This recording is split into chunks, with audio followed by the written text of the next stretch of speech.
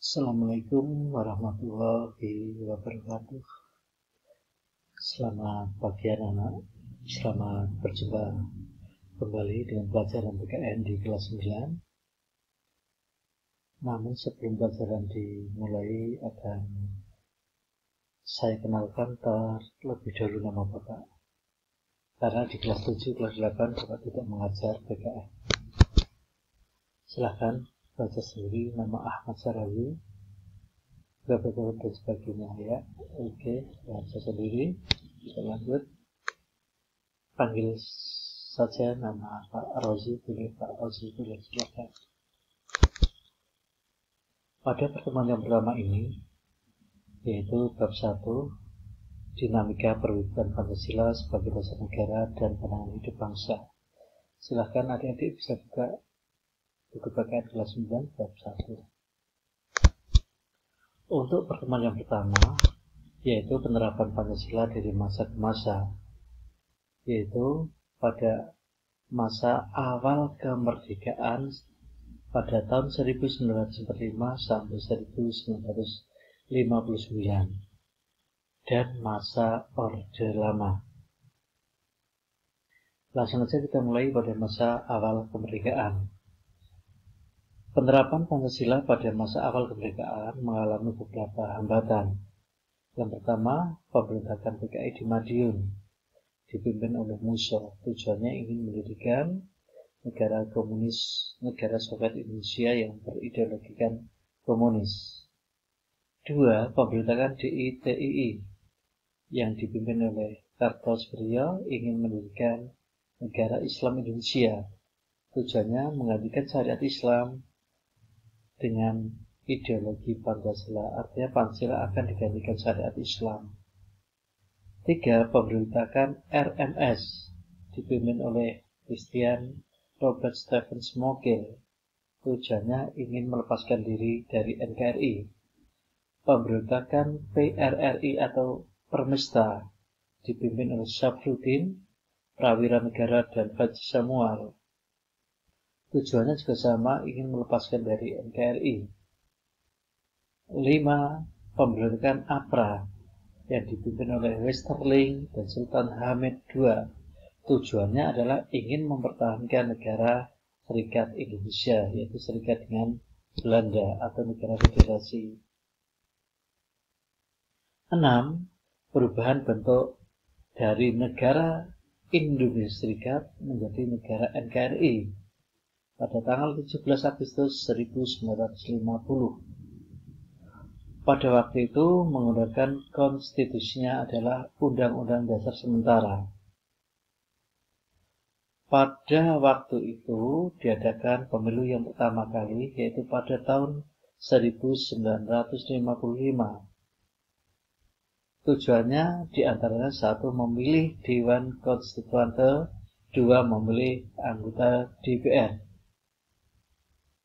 Karena menggunakan undang-undang sementara, maka tujuan memilih Dewan Konstituante adalah untuk membentuk atau menyusun undang-undang dasar sebagai pengganti undang-undang dasar sementara.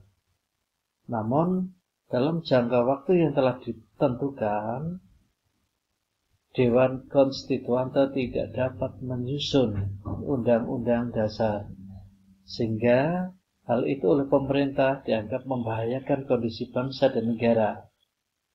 Bapak Presiden Soekarno kemudian mengeluarkan dekret Presiden pada tanggal 5 Juli 1959 dan isinya 1.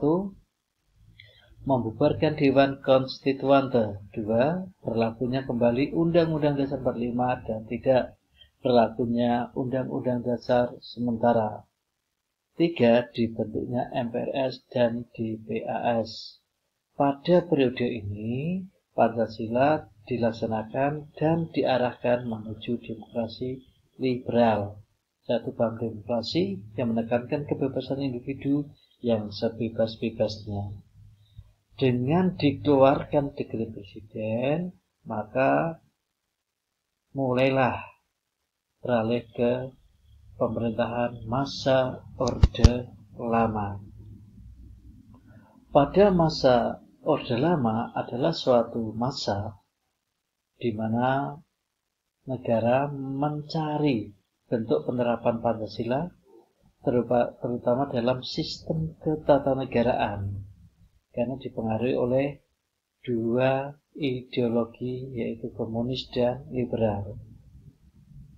Pada masa Orde Lama diterapkan namanya sistem pemerintahannya itu demokrasi terpimpin, yaitu sistem demokrasi yang seluruh keputusan dan pemikiran dalam pemerintahan negara terpusat pada pemimpin negara.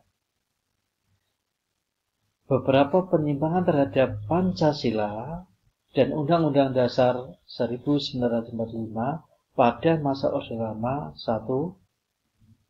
Presiden Soekarno ditetapkan sebagai presiden seumur hidup. 2. Presiden membubarkan DPR hasil pemilu 1955. 3. Presiden membentuk MPRS yang anggotanya terdiri dari anggota DPR GR, utusan daerah, dan utusan golongan yang semuanya diangkat dan diberhentikan oleh presiden. Di samping penyimpangan ketiga di atas juga ada penyimpangan lain, yaitu adanya manipol Usdek. Manipol adalah manifesto politik, yaitu pernyataan terbuka tentang tujuan dan pandangan seseorang atau kelompok terhadap masalah negara. Usdek adalah Undang-Undang Dasar 1945, Sosialisme Indonesia, Demokrasi Terpimpin, dan Kepribadian Bangsa, yang oleh Presiden Soekarno dijadikan sebagai haluan negara Indonesia, sehingga harus dijunjung tinggi, dipupuk, dan dijalankan oleh semua bangsa Indonesia. Pada masa Orde Lama, penyimpangan yang terpuncak yaitu adanya pemberontakan PKI yang dikenal dengan G30 SPKI yang dipimpin oleh Aidit. Pada pemberontakan PKI ini menyebabkan banyak korban di antara para jenderal. Para jenderal yang gugur dalam pemberontakan ini yang dibunuh secara keji oleh PKI dianugerahi sebagai pahlawan revolusi.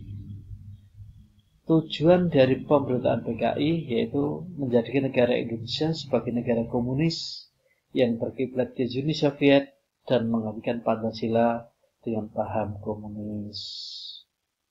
Demikian pembelajaran pada pertemuan yang pertama ini. Semoga bermanfaat bagi adik-adik semua. Selanjutnya adik-adik bisa mengerjakan LK yang pertama. LK yang pertama kita lihat, tulis nama, kelas, nomor. Perintahnya adalah amati gambar salah satu tokoh di bawah ini, yaitu tokoh yang ingin mengubah ideologi Pancasila dengan ideologi lainnya. Gambarnya di bawah nanti mengamati. 2. Berikan deskripsi, keterangan, penjelasan pada salah satu tokoh yang Anda pilih. Kemudian buatlah LK1 ini pada buku, kemudian difoto, dikirim dalam WA guru mata pelajaran PKN. Sebagai contoh, LK1 ini gambarnya adalah tokohnya ada 2, silahkan nanti adik-adik bisa memilih salah satunya. Contoh jawaban LK1 kita lihat, nama Ahmad Syarazi, kelas 9A, nomor 1. Ahmad Syarazi memilih gambar yang pertama tadi. Kemudian di bawahnya ditulis tentang deskripsinya, dioret-oret, ditulis deskripsi, keterangan, penjelasan dan sebagainya. Bisa mencari dalam buku PKN atau dalam internet. Itu saja yang harus adik-adik kerjakan, dan selamat melaksanakan LK1, semoga sukses selalu. Saya akhiri, assalamualaikum warahmatullahi wabarakatuh. Salam Pancasila.